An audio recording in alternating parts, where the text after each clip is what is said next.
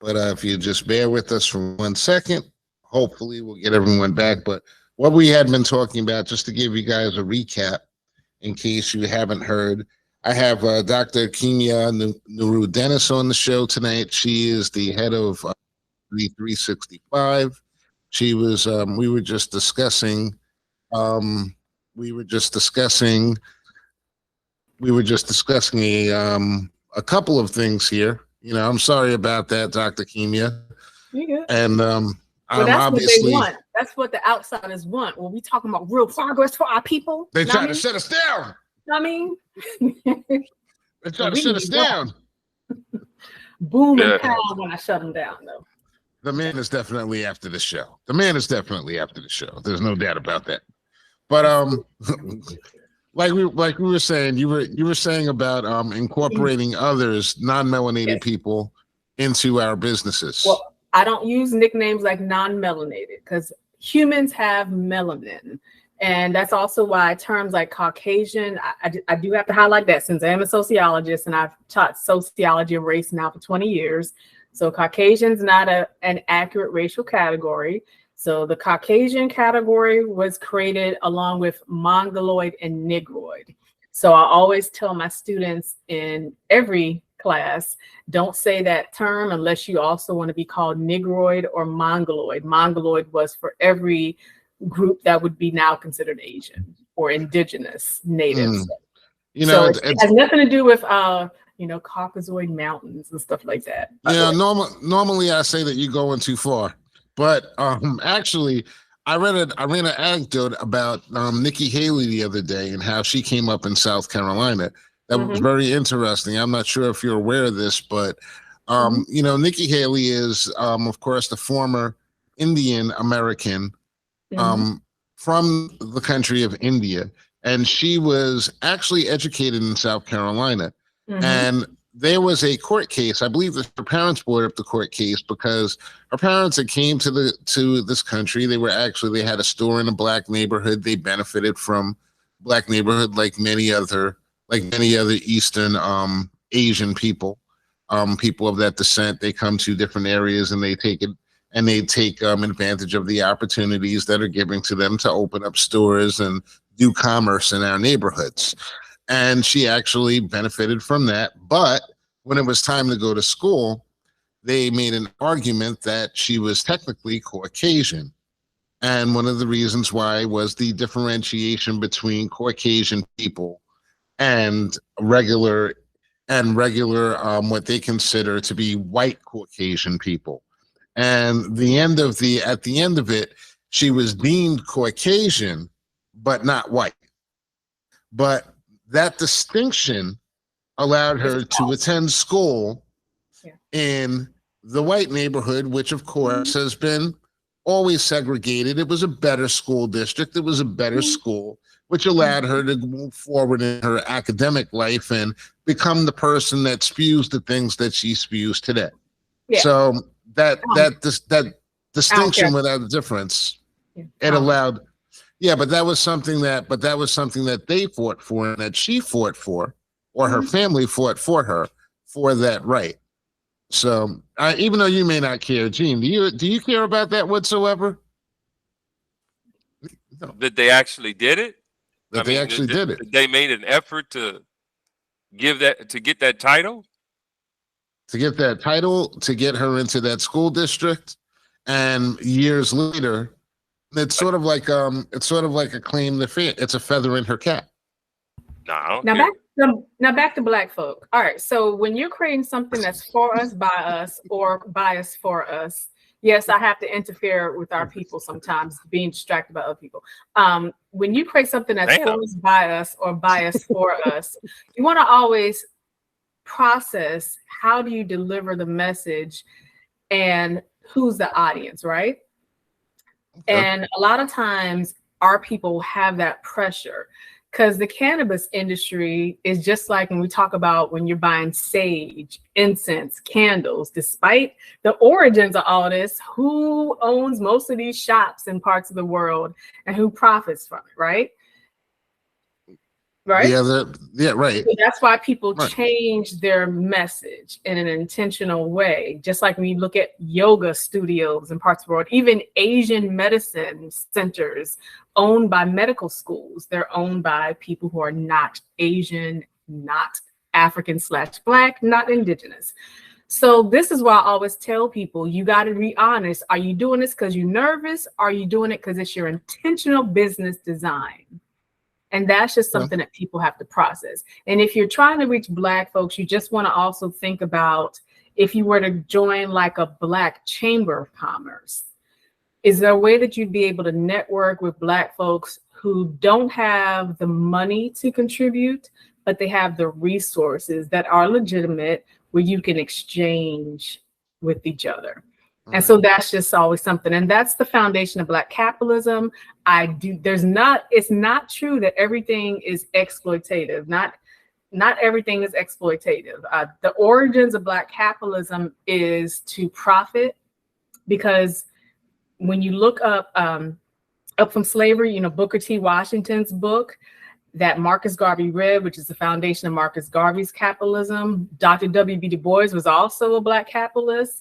Yes, he became a communist later, but that is because by the time he was 93, he was fired from academia. He was fired from the NAACP, which he co-founded. So he needed white communists to financially help him. But initially, he had very much Black capitalist foundations. And this is based on this notion that mode of production, which Adam Smith wrote about the mode of production from a European standpoint, that you're producing a product, but it doesn't have to be exploitative. So that's just one way to understand producing something, trying as much as possible. And that's, humans lie, especially when they want money. So you don't always know the origins of something, but you can research as much as you can. That's why you won't see me with like real diamonds, real gold, or anything like that, because I don't care who you are, unless you're digging it up yourself. And even if you're doing that, it's usually stolen from stolen land. So there's some things that we can really avoid if you really want to not exploit people. But Black capitalism is not 100% exploitive. So anyone who's anti-capitalist, I want them to understand anti-capitalism has also existed forever, long before the European version of Karl Marx and Frederick Engels existed. But the anti-capitalism cannot be based on this false notion that there's never been a such thing as Black capitalism that has nothing to do with exploitation. So I just want to highlight that as a flex. See, why I like having you on the show is that, you highlight the importance of the need of education in this country, because it's very easy for us to say on one hand that we want to do everything. You have things like a blackout coalition that had started at one point during the pandemic online. And Gene, you were a member of that group too. There were many times that we were online and we ended up in conversations together about it. But without the understanding of the basics of where these things come from and how they draw from other different historical ways, when you come back and you say something like capitalism does not have to be exploitive to be effective. Now, that's like today, that's like mind blown. If it's not exploitative, no, the reason why is because in business today, if it's not exploitative, it's a lot of times it's not seen as being good. Like, for example, I deal with real estate, and a lot of times when you have these guys that are negotiating these properties and things of that nature, what it comes down to is that if one of them isn't killing the other one, then they're not happy. A lot of times in between is where most people usually end up and they land. But they try with all their might to kill the person that they're going to benefit from first, before you come to a reasonable expectation. And this is the way that people have been brought up today. And if you don't know that history and you don't know that understanding, you can't even have a conversation about how you can have a form of capitalism, Black capitalism, that's fair to us. Because when dealing with us, like, you know, who is it? Rob always says, Gene, he goes, we go to the same schools, we learn the same things. So we become the same ways.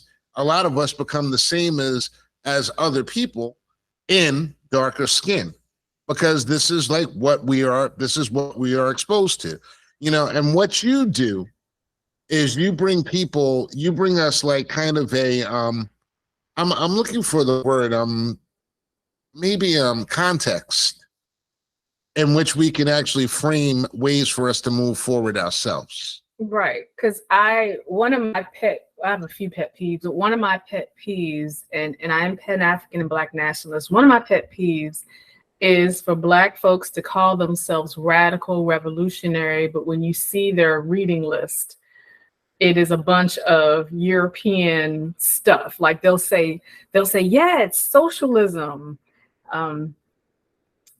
But the socialism version, despite socialism existing forever, like forever, it's existed forever, it's still a very European version of socialism that was very much furthered by Karl Marx.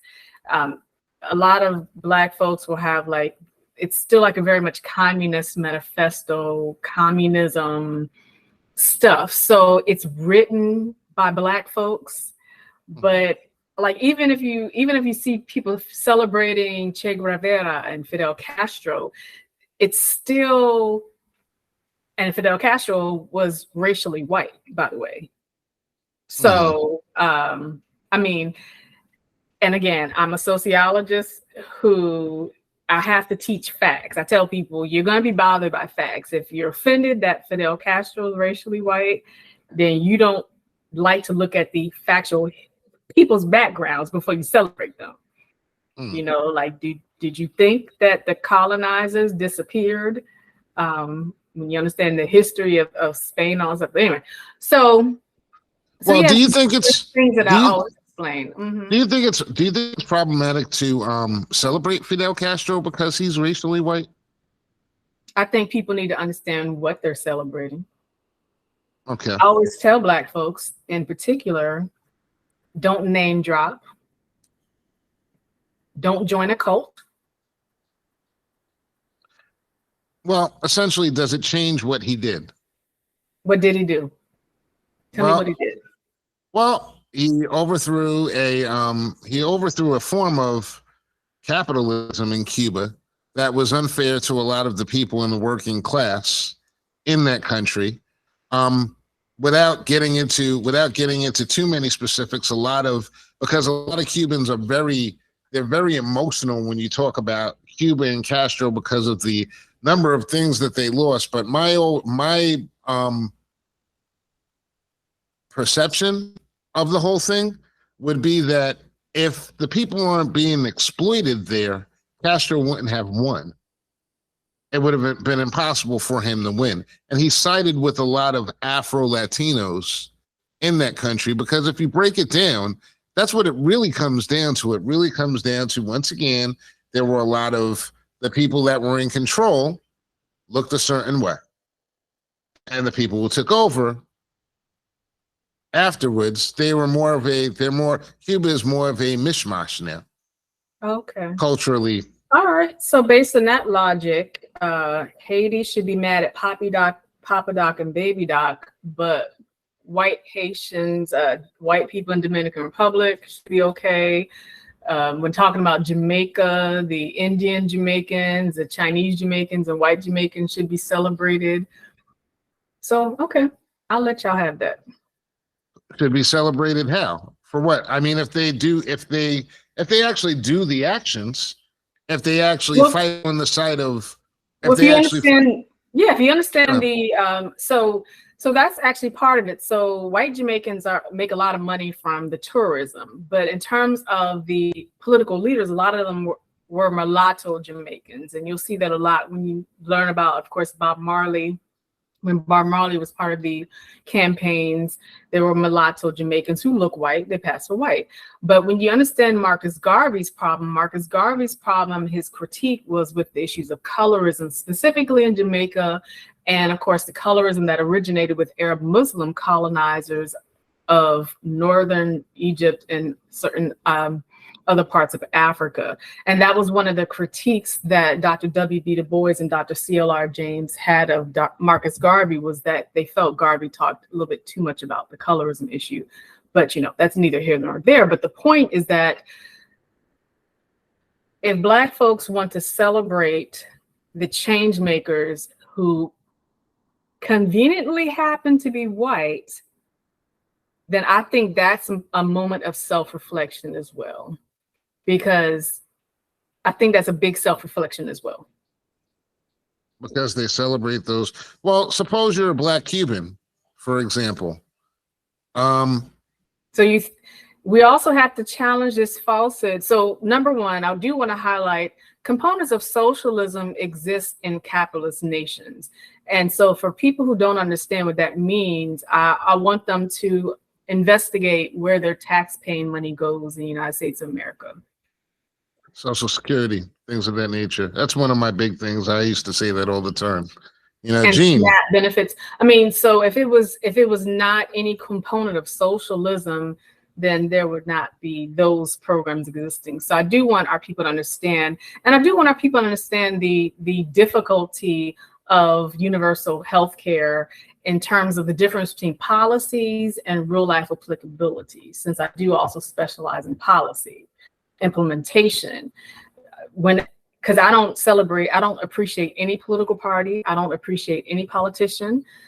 All of them are scammers and liars. And so when you look at anything that's a list of what a politician has done, legislation they've signed, when you look at the White House website, and people are like, look what Obama signed, look at what Biden signed, look at what Trump signed, look at what Bush signed. It's a list of stuff. That is not data that proves the effectiveness of anything. It does not show where it was applied or not applied.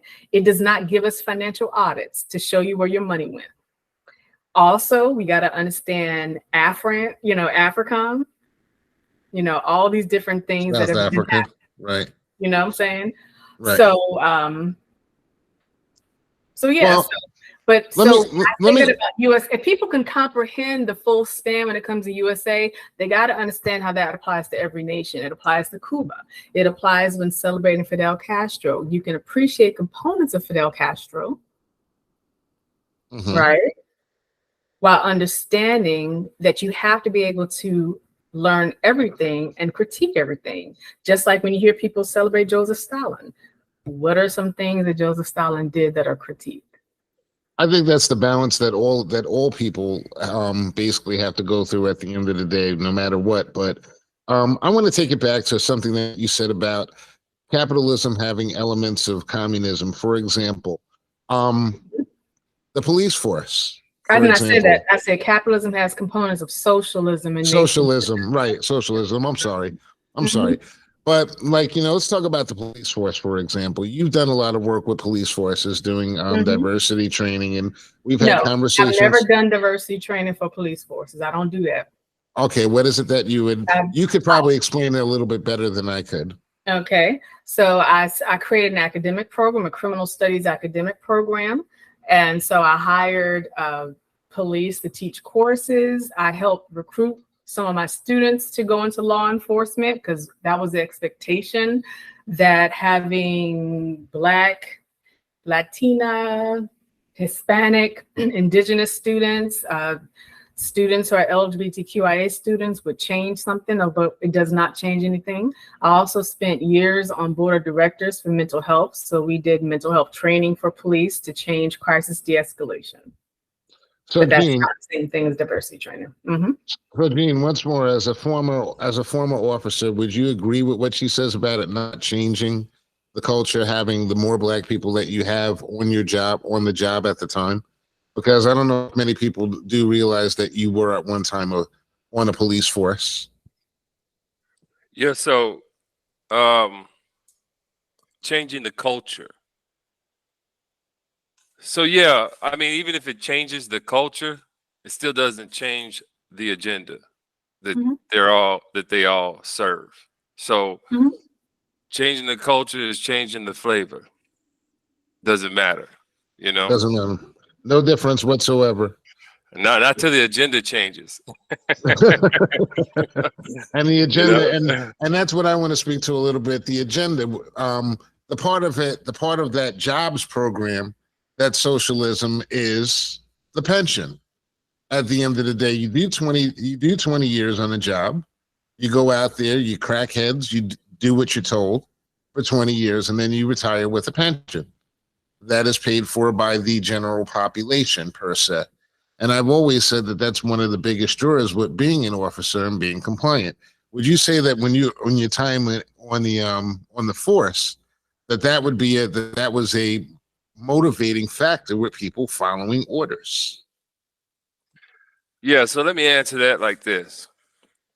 When I went into the Army in 1987, every manual was written to a 5th grade reading level because the people they pulled into the Army had maybe what we would call lower aspirations in life, or simple aspirations, maybe, you know?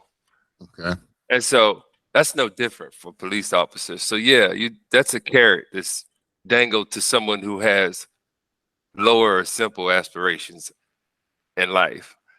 Okay. Before I forget, which can happen at any second, like pow. That's how my mind works. Can you give me some examples of what capitalism? It sounded like a phrase I heard, bridled capitalism, but you said, what was it? Black capitalism. Some examples of that where it's not exploiting. Are you asking me or Dr. Kimya? Dr. Kimya, right? Yes. Yeah. So you can actually learn the earlier examples from Booker T. Washington's from slavery, and that's the foundation of what Marcus Garvey did. So Du Bois, Booker T. Washington, Garvey, also Harold Cruz, all had one thing in common. Does anyone know what they had in common? They were all black. No. Well, but they also believe that Black people can form our own economic resources. So instead of focusing so much on assimilation and integration, it's having our own economic development.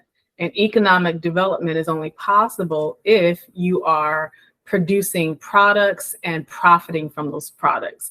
And that's actually what capitalism means, because you have to understand socialism and communism have forms of government control as well. People, for some reason, believe that socialism and communism government control is like more polite form of government control. And this is why I always explain to people that this is why I always tell Black people, do not fall for the European version of radicalism, European version of revolution, and the European version of an uprising. Our people around the world, whether it's Africans, Asian collectives, indigenous collectives, Aboriginal collectives, have had revolution and anti-exploitation approaches for hundreds of thousands of years before the Europeans wrote all that stuff. Okay. Admittedly, I can be slow, but when I'm thinking like things that make money, right? When I think capitalism and revenue generators and stuff. Yes. So what types of things? I know you listed the four authors, or the 4 leaders, I should say. But when like, what industry, what product, what service are we talking about? I really want to know, like, what an example of bridled capitalism, or I'm equating bridled capitalism with Black capitalism because I don't know the specifics of what Black. This is the first time I actually heard that term. Well, Black capitalism is based on Black people understanding that we really can take charge of our own production of labor, our own production of product, and we can distribute the resources. It doesn't mean we're not outsiders, but it means that we're taking some control of that as much as possible. So that's what Black capitalism means. Mm. And that is actually the foundation again. Booker T. Washington, Marcus Garvey, Du Bois, Harold Cruz, they all had these designs in common. Different words that they used, but they all had this notion that they wanted to create these programs, a lot of times locally, nationally, and they could spread it globally. Harold Cruz did not really want a global perspective. But the whole idea is that what does it mean to create our own product? And then, of course, we can participate in the trade, but we have to understand that it can't be going based on always centralizing everyone else and everyone else being the producers of the product. And that's similar when you're looking at the African Union. The African Union is mostly funded by non-Africans who are racially non-Black as well.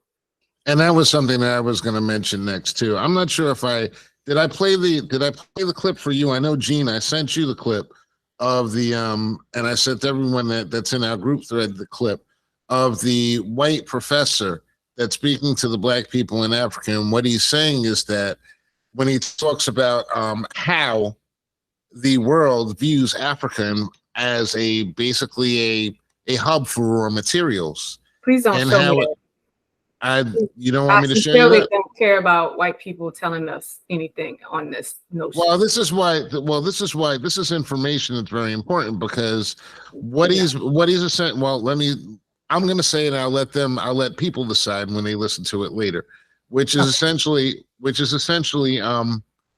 he was saying was that there's no possible way that Europe and countries outside of Europe can allow Africa to develop its own manufacturing and its own economic systems. Because if they did, and Africans were to take control of the raw materials that are in their own countries and in their own lands, the effects on the rest of the world would be catastrophic. And these are the words that he was using: catastrophic, because we need those raw materials, was how he expressed it, in order for us to live out daily lives with the type of level of comfort that we live right now. And then he said that even though that this is the way that the world views Africa and how they interact with the continent on a whole, he said it's not as if there aren't certain things that African people can do on the continent, but then he didn't actually espouse as to what those things are. Of course not. They don't have to espouse. They don't have to contribute, because they will be celebrated as the speaker. But this is why I want our people to, and it goes back to what we're saying about Cuba, everywhere around the world, understand that we can appreciate contributions, but when we always celebrate people as the main contributor and the leader of revolution, then that is why our people will always be in a circle. Because most of our people cannot highlight Black folks who've actually done some lasting changes. They will celebrate everyone else. Well, but isn't that the USA, Cuba, anywhere else except for our people who are actually doing this real work, sacrificing everything, sacrificing economically, sacrificing health, safety, sacrificing their families, everything. So this is why I really ignore a lot of other stuff, because I really want our people to have a central focus of what are our people doing? What have our people been doing for centuries? What are our people going to keep doing? And what can we contribute? What can we donate in terms of our time and money to help it happen more and more? I happen to feel personally that I don't think that these things are impossible for us to achieve on this continent. But I think that it's really, really important to understand who your enemies are and how they're coming at you. You know, we have a country, we live in a country where we've, over the course of the history of this country, we've seen over 100 uprisings in Black neighborhoods to destroy Black communities in this country, because of the fact that they're doing exactly the same things that you're espousing that you would like to see more of in the Black community, which is building up our own economic commerce and our own systems, and even trading with one another more. And, you know, I would tend to think that as someone who is in the business world, I would tend to think that how it actually begins in a lot of different ways is sort of like how I do a lot of my business. My business starts with, I've got a lot of brothers that I actually do real estate business first. I get properties, I hit my boys up, I hit my people up first. And, you know, I let them know that, hey, this is a possibility. So that way, if you can get in on this, you know, get in on this. If you got someone that can buy this property, if you got someone that's interested in unloading it, whatever it is, and everything, I'm going to give you an opportunity, which is something that a lot of Black people inside the real estate business find themselves locked out of certain deals. So that's how I actually try to affect that within my community. But a lot of times in this country, it's not really possible to do these things because these things are locked up. You know, this is the way, and this is what this guy is talking about. He's talking about the intelligence programs that people have been running for centuries. I think your microphone is muted, but have been running for centuries. I just okay. I don't care about what that non-Black person is saying. But it's important to know. But it's you important. already know it. So why you gotta our people have known this for centuries. Our people have known this for centuries. We've literally, during forced segregation, we had to have our own resources. We had to have our own pharmacies. We had to have all this own stuff. That was the debate of Dr. Du Bois and Booker T. Washington. Booker T. Washington thought that we should keep having our own stuff so we could prove something to them outsiders. Du Bois was like, no, kicking the door, waving the 4-4. All I heard is, Papa, don't hit me no more. You know what I'm saying? That was the debate. Our people know this. We literally do not need outsiders to tell our people what we already know. That goes back to what I said about Cuba and elsewhere. When we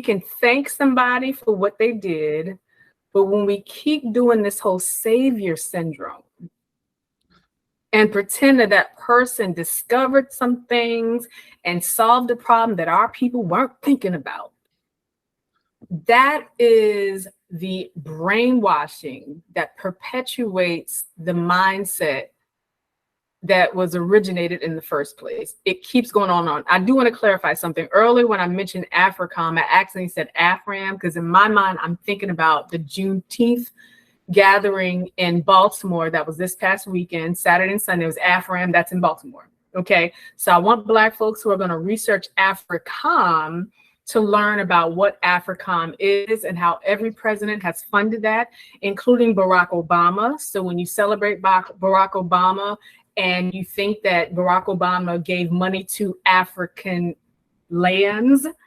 understand that that was part of the deal that they do with Black folks. They give a little bit here, and then they fund the military to harm.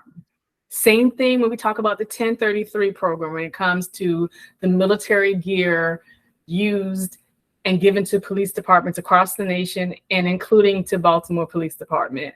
They give to Black folks a little bit because they think that you're going to be so busy celebrating that you're not going to notice the bad stuff that's happening. So I just want to say that it's AFRICOM, that's the acronym, AFRICOM, not AFRAM. I didn't want to disrespect AFRAM like that. I find it ironic that you say that, and I know that you never want to bring other things into it, because when you say that the distraction, you know, a lot of people feel that I'm not even going to go there because I want it to be love. No, you can go there because I'll just respond accordingly. Go ahead. Well, okay. Well, it's just generally a lot of people feel like the Juneteenth holiday was something that was given in order as a distraction for Black people. Like I said earlier, in case Black folks have a short-term memory, that was our holiday a century before outsiders recognized. So fair enough. I encourage Black folks to comprehend what my sentence means. And like Harris once said, you must learn.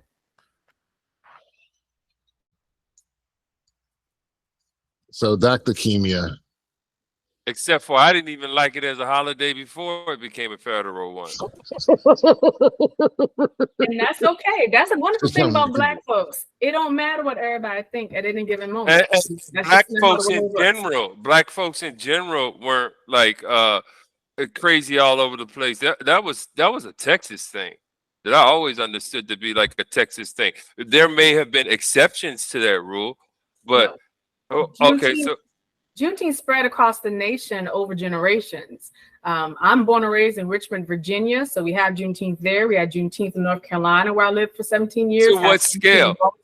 We have Juneteenth in parts of the world where Black folks have migrated, where Black men have fought in wars. Okay. So that's a fact. We have Juneteenth. Okay. So what scale? Generations. So what scale did you have them in? Was it celebrated in all those places? Annual festivals. Okay, that was the biggest secret in the world. It's not a secret. This is why I tell Black people. Okay. What are y'all waiting for? Are y'all waiting for schools to care about you enough to change their curriculum to teach y'all stuff? What y'all waiting for? A New York Times bestseller book? We've got thousands of books that Black folks. When I say a secret, there are a lot of people. What y'all waiting for? CNN and MSNBC to care about y'all? They the same as Fox News. What y'all waiting about for a social media hashtag? Black folks who don't know, you need to go and contact Black organizations. And I'm talking about real Black organizations. I don't agree. I don't agree. You can go on for the next hour giving examples. And that still doesn't.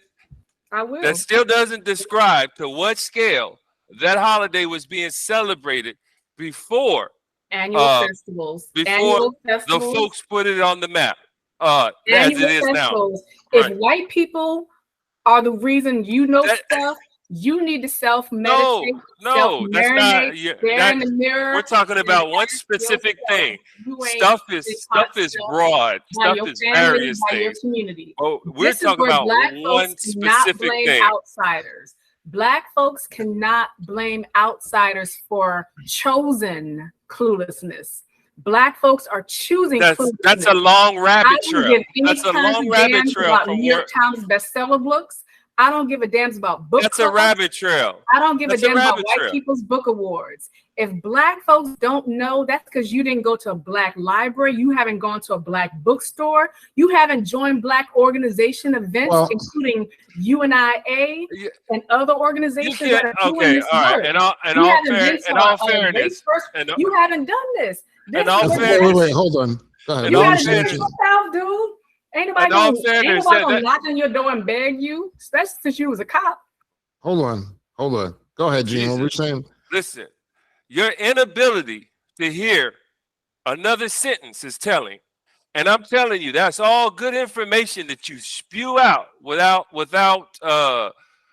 conversation, without question asking, because you know everything. And I'm telling you, that's a beautiful thing. You are a very educated, beautiful person that we need. Involved in the community, not just book. Hold on. But you too are dysfunctional. And you were a cop. Okay. You're former military. But so you too. We all are. You're brainwashed so not exempt. Which military means and you cop. do not know every military goddamn and thing. Cop who knew nothing. Okay, about let me just slow it down a little bit. Let me just slow it down a little bit for a minute. One thing I will say is it's like Dr. Kimya, we love you, we respect you, and I definitely 110%. But here's the only problem that I have with some of your. You're crazy in a good way. No, pro-Black, in a good way. Fight for our people. One thing in fighting for our people is that well, now you don't fight for our people. Wait, time out. You wait for the government to tell you something exists. You don't fight for our people. No. You don't fight for our people. You don't fight for anybody when you judge them so quickly. What do you do? I gotta be quick because people like you are distractions. You went on a whole tirade on how Black people shouldn't do this, shouldn't do that, shouldn't have this attitude towards this, shouldn't have, and the whole time what you don't understand is you're the person doing it when you're spitting that out. Okay. You're the person doing it. And you heard me. So what I'm saying is, I'm on your side. I don't want to find reasons to disagree with you. I don't care about you being on my side. This ain't about you. I don't either. But I was pointing as a state of fact. You try to make it about you. This is about our people much larger than you. So, well, listen. On that note and everything, we have to disseminate the information any way we possibly can. I understand where you're coming from. I understand where you're coming from, Dr. Kimya, but the problem is that not everybody has those exposures that you actually have had. And not everybody is like, and we live in a world where, you know, when you're going out and you're trying to sell something to people, you have to meet people where they are. And sometimes where they are isn't in. No, let me finish my thought. Oh, yes, you are. Sometimes people aren't. Sometimes people aren't in those spaces. So that doesn't mean that we automatically can say, like, you know, like, bump them people. We have to find ways to bring them into the fold and into like doing different things. You may not feel that way, but if you don't feel that way, then basically what you're going to do is you're kind of marginalizing the group, or you're actually like, you know, cutting off where you could possibly make inroads and where you could actually make a connection. Well, you understand what I'm saying? I see what you're saying, but that's a time waster and distraction that Black folks have attempted to do for centuries instead of just learning. When a Black person tells me that they have never heard of something until the government announced it, No one said that. You just interpreted the whole thing wrong. Okay, you think I said something like that? Properly say it this time. Then I said that was not on. I was asking you to what scale, because although I had heard of it, learned about it, and everything else, it was not something I celebrated.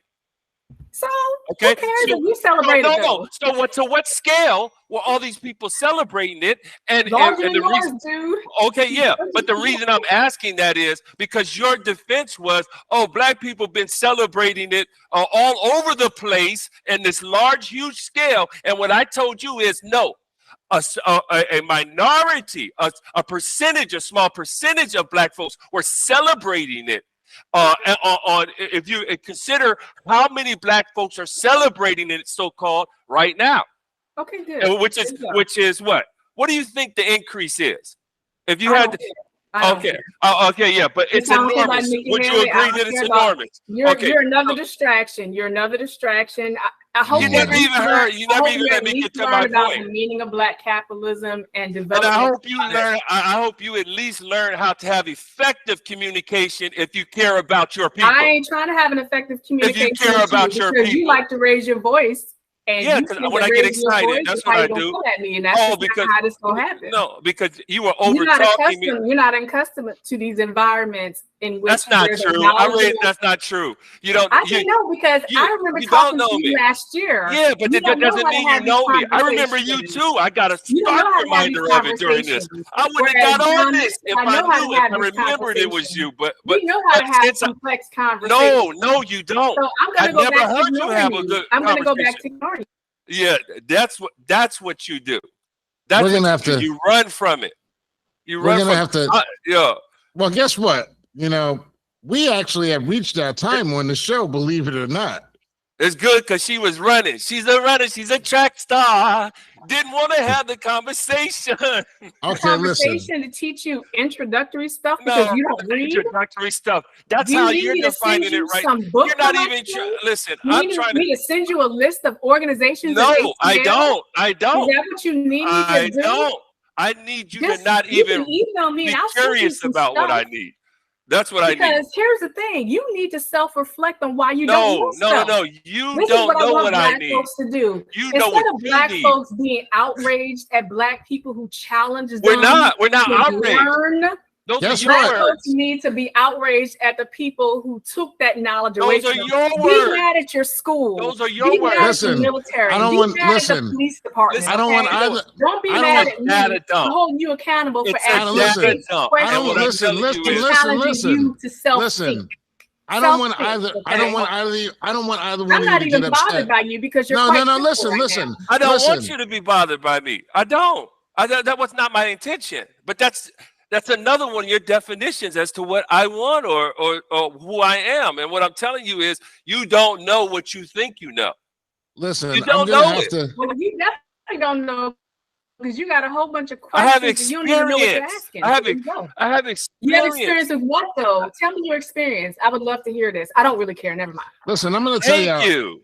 Listen, I'm gonna tell y'all. That was silly. That was juvenile. We are actually at the end of the show, and I thought that, and I have you to say, like me. That's how girls act when they like me. Listen, Just like that. Listen. First of all, listen. I'm not a girl. I've not been a girl for a very long time. So, like I said, you are Whatever. immature. Tomato. You don't know that much. And now you're distracting from your lack of knowledge. Tomato. I recommend. Listen, the show is. I recommend you join an organization. You participate in community work, and you appreciate your own foolishness on your own time, little boy. Wow, that's not true. You're wrong, little boy. Listen, well, you thought calling me a girl would be true, so there you go. As the host of the show, in a second, I'm gonna have to mute both of y'all because this is not what we intended on doing. John, here. you better get to mute. We trying to prove. I'm not. You done got me. You done got my blood flowing. So get to muting, goddamn it. Listen, y'all. John, when you and I converse, you and I are fine when you and I talk. So I figured. Yeah, because he lets me talk. That's why y'all fine. If he said any goddamn thing, it's no, like actually, no. It's actually a more informative discussion when John and I talk. All right. Well, listen, guys. I'll give you a reading.